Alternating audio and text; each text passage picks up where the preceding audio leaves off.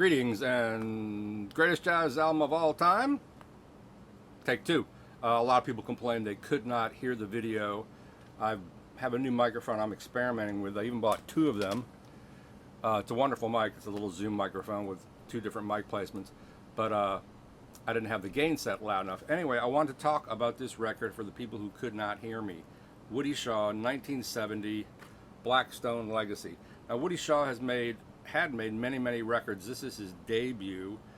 A phenomenal, brilliant trumpet player, sort of out of the mold of Freddie Hubbard, but extending that to include an allusion, an adherence, a recognition of free jazz, a powerhouse, incredible speed, a real trumpet virtuoso.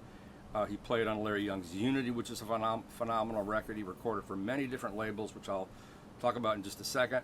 But this record, Black Stone Legacy, includes Gary Bartz, Benny Maupin, George Cable's, Ron Carter, Clint Houston, and Lenny White on drums. I can't think of another album, not that I know every album in the world, recorded in 1970 in the jazz idiom that is so powerful, that still sounds so contemporary. It is on the contemporary label via Kraft. That sounds like it could have been recorded yesterday, with so many amazing solos, great compositions. Many of these compositions have become like modern classics in their own right.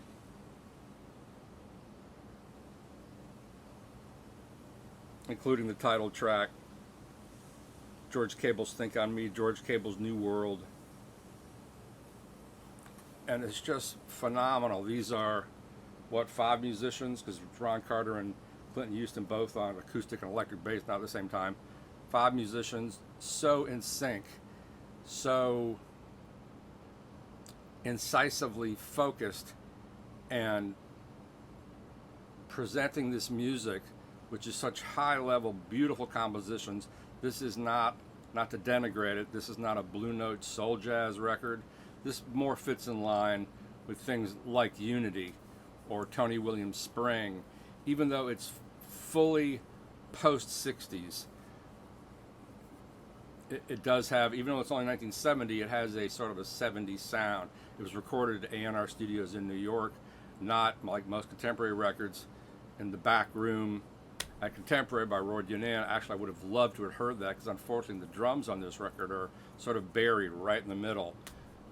They didn't, that was a bad decision on A&R. A&R recorded thousands of different sessions, thousands of different musicians. Not a jazz label per se. But this record, put out by Jazz Dispensary, gatefold, original liner notes by Nat Hentoff, with quotes from Woody Shaw. There are the players. And I want to read one of these quotes that tells you sort of where this record is coming from. Woody's opening Black Stone Legacy, he adds, is dedicated to the freedom of black people all over the world, and it's dedicated to the people in the ghettos here. The stone in the title is the image of strength. I grew up in the ghetto, funky houses, rats and roaches, stinking hallways. I've seen all of that, and I've seen people overcome all of that. This music is meant to be a light of hope, a sound of strength, and of coming through. It's one for the ghetto. So in a way, this record is also allied with the Back to Africa movement, the Black Power movement. It's funny, the Civil Rights movement addressed, the soundtrack to that was Nina Simone and Sam Cooke and things like that. But the Black Power movement, I mean, not that I'm a scholar, when you think of the Black Panthers, their music was stuff like this, or free jazz like Albert Ayler and Coltrane, and the music, I think, coming out of L.A. like with Horace Tapscott, or out of Detroit with Bag, or Art Ensemble of Chicago. Radical music that's not pop music. This is not a pop record. This is not a feel-good record, but man, the compositions and the solos are just phenomenal. You expect brilliant solos from Woody Shaw.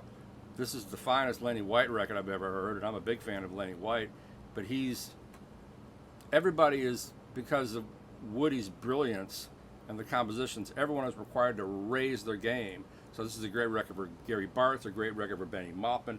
I've never heard George Cable sound like this. I only know his records where he's sort of playing standards, but some people have pointed out to me that he's also played brilliantly on other similar sort of records. But he's on Rhodes, and acoustic piano, and he contributes Think on Me, New World. He contributes 2 tunes, and this is just a phenomenal record. Yeah, greatest jazz record of all time is kind of a clickbait kind of title, but this is easily one of the greatest jazz records. It is one of the greatest jazz records of all time, bar none. I put this in my top 25, 30 all day long. This is such a phenomenal record of these already amazing musicians in a point in time interpreting what's happening to them. 1970 is one of the nadir years for New York City, when it's down on its heels, what Gerald Ford says, to New York drop dead. People had escaped the city en masse, leaving giant ghettos in Harlem, especially in the South Bronx. I remember when I first visited my sister in 1970, when she lived, 1979, when she lived on the Upper West Side, 81st Street at Amsterdam.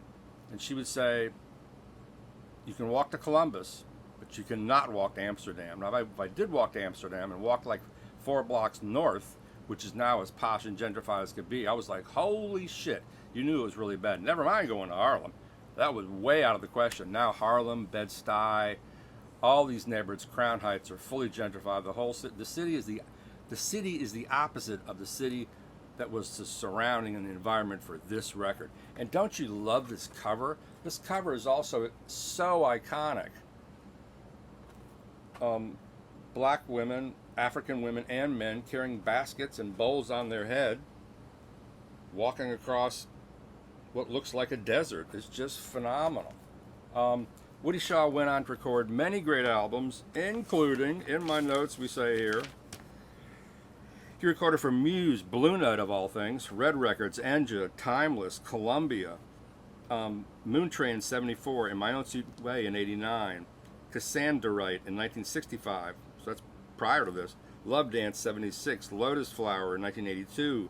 He recorded with Dolphy. He went to Europe to work with Dolphy, then Dolphy died, I think that's right. He had perfect pitch, effortless technique, incredible taste.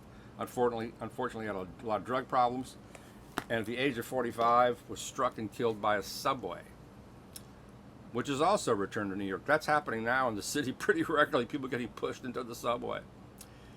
So anyway, I can't recommend this record highly enough. I think it's a masterpiece. There you have it. Hope you can hear me this time.